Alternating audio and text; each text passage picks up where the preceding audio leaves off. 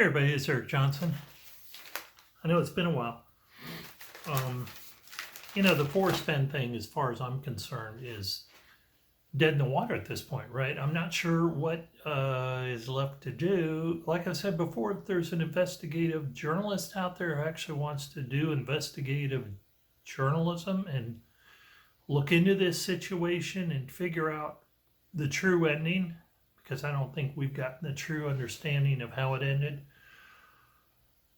that would be wonderful. But I don't see how I see some of the stuff still going on, and it's just going in circles, and it's kind of pointless. I'm really happy to be putting out something I've talked about previously. Back in January, I went to the Trump rally, and I went to walk to the Capitol building and peacefully demonstrated outside, which is really just standing outside. I had a lot of video footage, I had a lot of stills, and I compiled them into a pretty enjoyable video, I must say. I've watched it, of course, having to edit it. You watch it over and over, and I thought, man, this is really kind of cool. I mean, to the point where I actually did something which I never do. When you do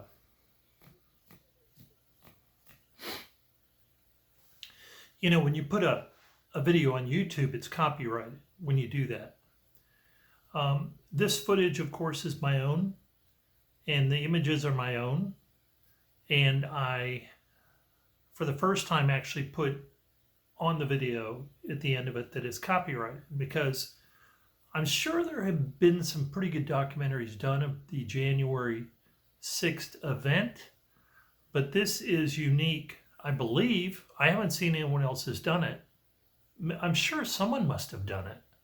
I think people may have done it in bits and pieces, and maybe that's made it onto the internet.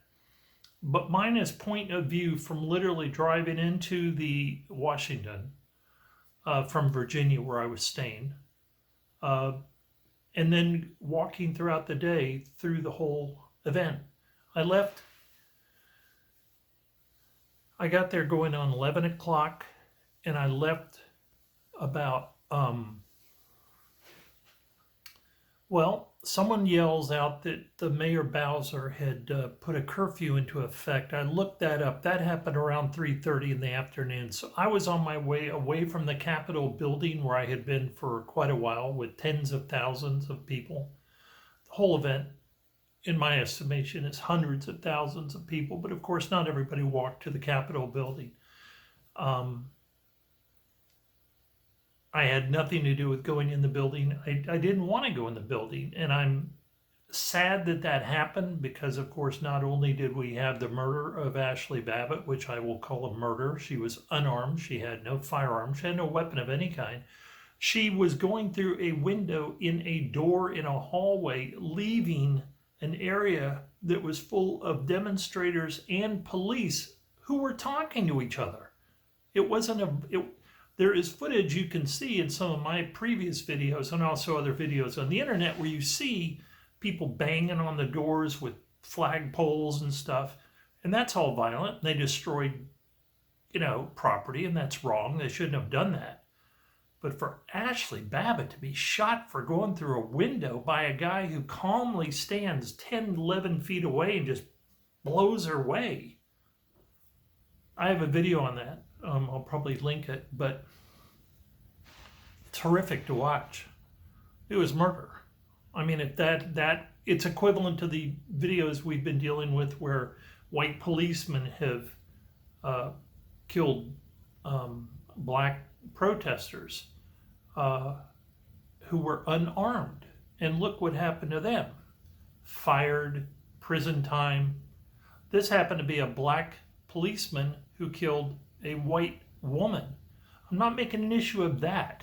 I just think it's really funny that it's been so covered up, that a veteran of the armed services was shot to death by a DC cop when she was not attacking him. She was literally still in the act of climbing through a window, and he shot her before she could even get through the window. She falls back from the window onto the floor, and the footage is gruesome where you see her there trying to get her. My sister, who's a nurse, watched it. She said, you know, she's trying to use other muscles to breathe. It's really horrific. Probably had a spinal injury, my sister thought. Okay, let's get back to this. This rally was after what I consider, and hundreds of thousands, millions of Americans consider a fraudulent election. I know some of you say, oh, come on with it. It was a fraudulent election, okay, folks? I've voted ever since Jimmy Carter. That's how old I am. That was the first time I was allowed to vote, was Jimmy Carter in the 70s. And I have voted every 4 years since, and I have sat up for every election since. Every night, watching the election count. And every night, every 4 years that they do the election count, they just count those votes. And they don't stop until they're done. For the first time in my life, an election count stopped right when Trump was about to win. My sister was over visiting to watch it. And I said, come on in. Trump's about to win. He's going to win, because all of these swing states were about to trip over 50%. The election count stops. My sister and I look at each other. What's going on? She goes, what's going on? We don't know what's going on. I've never seen this in my life, folks. The election stops. We're watching Fox News. I'll still remember Dana Perino going, what's going on? They're all looking at what's going on.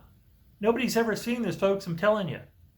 I don't care what, CNN, MSNBC, maybe they've convinced some people that, oh, that's normal to stop an election count during the night. I know I think someplace in Georgia, they said, well, you have a report they were overwhelmed. Overwhelmed? They're there to do the count. How do you get overwhelmed doing what your job is? And then mysteriously the next morning, the count resumes, and it's totally turned around, and Biden won. I'm not born yesterday, folks. It was a fraudulent election, and there's a lot more to that than just my anecdotal story I just told you, all right? It was fraudulent election. So me and a lot of people at this event, the rally and then the walk to the Capitol building, were not happy campers. We really, truly, I still believe my vote was taken away from me illegally by fraudulent, corrupt means. I truly believe we're going to know what happened, and it's not going to look good for Biden. Like so many things don't look good for Biden. But Biden had to win that presidency. The corruption in D.C., including Biden, who is totally corrupt, could not be still being uncovered. Kind of an ungraceful way to say it. Too many things are being uncovered, remember? The DOJ was going after it, going after all this corruption. I shouldn't even be getting into all this. I'm getting way off the point. Anyway, what you're going to see, if you choose to watch it, is a pretty cool look at what was going on. I'm going to show you some stuff I got when I was there. One thing that I kind of get wrapped up in, I didn't mean to as much, because the real thing that drew me there to this, and most people what drew them to this event on January 6th, was protesting the fraudulent election, what we consider to be a fraudulent election.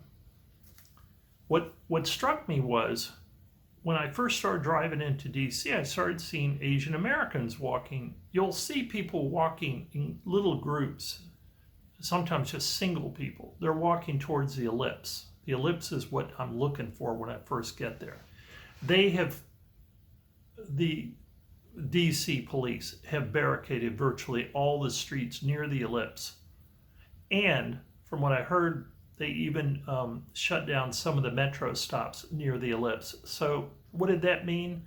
It's for safety reasons. Okay, it also meant that for people that were going to the Ellipse, they had to park way far away, or buses had to park far away, because you'll see there are many busloads of people that came in. And for people that want to take the metro and maybe can't walk that far, I'm sure some of them just said, well, I'm not going to go because they've closed down the points of intersect right where I was going to go near the Ellipse. So lots of stuff going on. You'll see.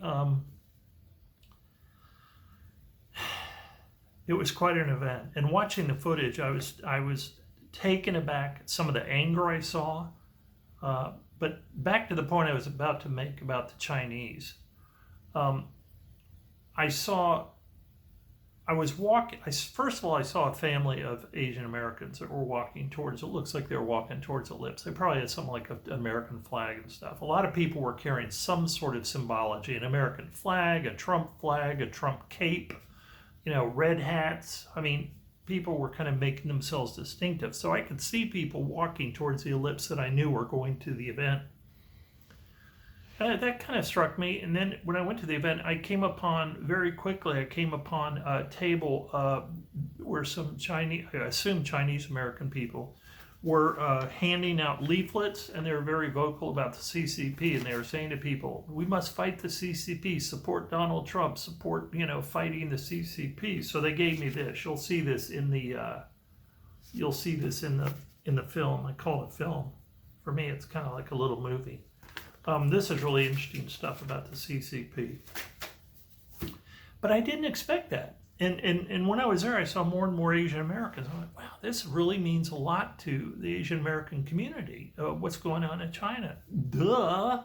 But that wasn't why I was there, right? So, I mean, it just kind of woke me up a little bit. And then these are things that were actually put in my hand that I'm showing you because, I mean, if I had been smart about it, at one point when I'm in DC, I drive by this big tables, and it looked like they had Trump stuff, like probably shirts and all this. I didn't stop, Well, it would have been hard to stop.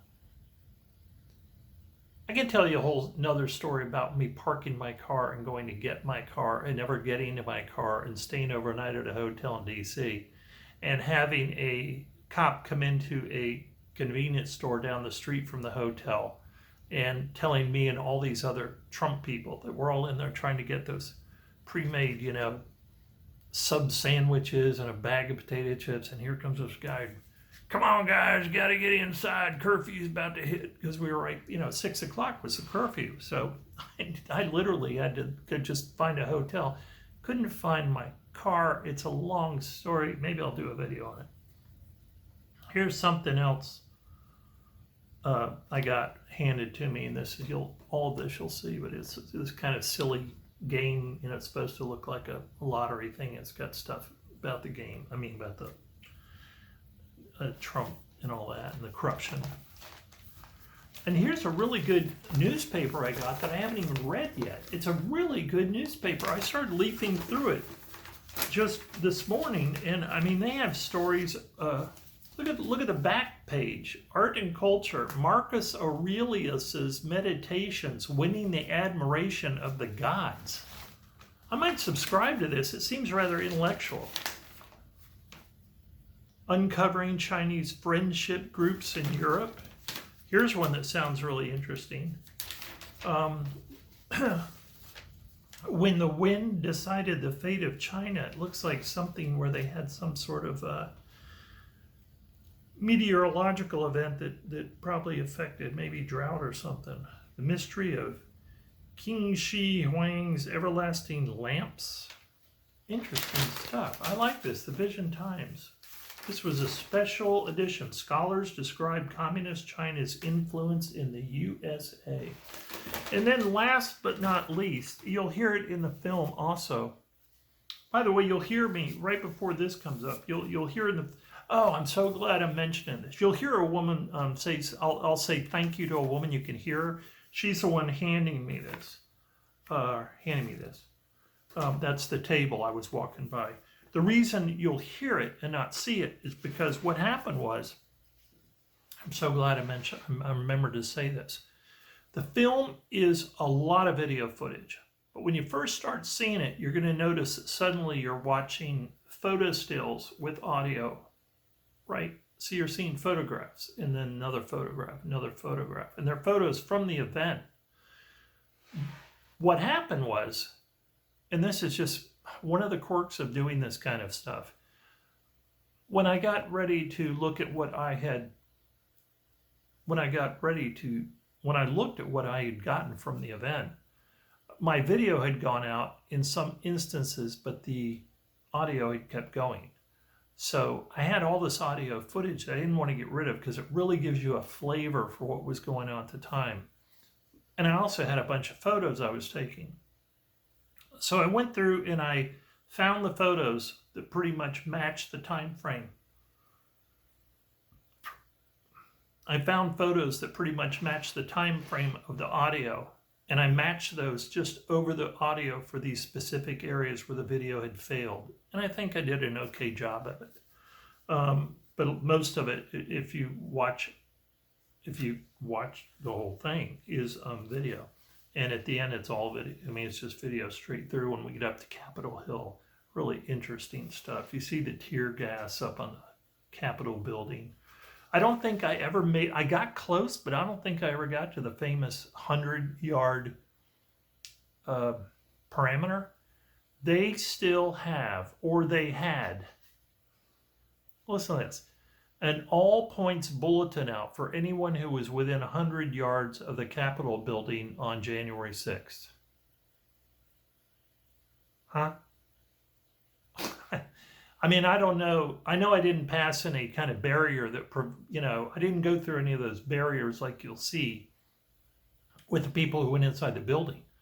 And in some cases, there's video of police opening the barricades for people to go inside, which is you're kind of like, well, if the police are letting them in, why are you saying they, broke in? That's a whole nother issue. But there's so many issues all over the place. I didn't ever get to any place where I was confronting police or within any kind of barriers. But you'll see I get pretty close. I get close enough to see the tear gas. You can see the tear gas up on the balconies where people are, and people are all over that building. Trump supporters, I mean, and some Antifa we know. Just a really fascinating day for me. But here was the final handout I got. I think that's all the handouts I got. And you'll hear it. You'll be watching photos, but you're going to hear of that same time frame. But you're going to hear this guy come up, and man, he was fanatical. Or he seemed fanatical. He kept saying, Jesus is here right now with us. He's right here. And me, I'm kind of like, I don't see him. I'm not an irreligious person. I think religion's fine. I think the Christian religion has a lot of good points to it. I think as a philosophy, it has a lot of good points. I kind of was weaned off it, as it were, when I was a kid, and I just couldn't take a lot of the the miracles and all that. Thomas Jefferson famously wrote a Bible of his own where he used all of the scripture and everything, and he just took out all the miracles. So it was a very kind of secular Bible, if you will. But he just said the miracles he thought were silly, so he took them out of his version of the Bible. Anyway, you hear this guy come, he said, Jesus is here right now. And he sounded almost like he was in pain. He was kind of a short guy, and he was kind of looking up at me like, he just seemed, I don't know. All I know is he handed me this book, and I put pages of it in there. And it's a book of, things like prayer and joy and repentance and loneliness and talking about freedom and anyway, it's nothing wrong with it. Bitterness, salvation. It's kind of almost like a self-help thing, which is one thing about like Christianity and some other religions, that they're kind of like self-help. They're kind of like psychological things, but help in troubles, comfort, and he has, for all of those topics, he has things from the Bible. And his name is, I don't think it would be terrible to say this. I'm not going to give his phone number that's on here. It's the back of the thing. But his name is Brother Thomas Michael. And he has the Pledge of Allegiance on here. Anyway, God, that really is how short the Pledge of Allegiance is? Wow, that is short. I just didn't know that. Anyway, folks, I think you'll enjoy it. Oh my God, I've really talked a long time. I've talked way too long just to do an intro to my documentary, I guess you could call it. As I said earlier, I actually put the copyright on there because it does have a lot of good footage, but I think there's been much more footage too. I hope everybody enjoys it. That's all I have to say. I'll be doing videos. I got my Equinox 800 out, tested it out. It works fantastic. I'm going to start doing metal detecting. I've already went out to a field, but I didn't know what I was doing, so everything beeped. I was actually digging and realized, well, whatever was beeping, I never found it. Let's put it that way. But it's going to be fun to do metal detecting. I can already tell. We're in the real heart of heat here, so it's kind of hard to drag myself out there. Folks, it's time to go. I got to go. Everybody have a good time. I hope you enjoy this. I called it The Other Side of January 6th because I wanted to show the side, the nonviolent side. Yes, there are angry people. They're saying angry things, but there was no violence where I was. I saw no violence, and the rally with Trump was great. And that's all I got to say. I hope you enjoy it. Have a good one. More videos coming up about stuff.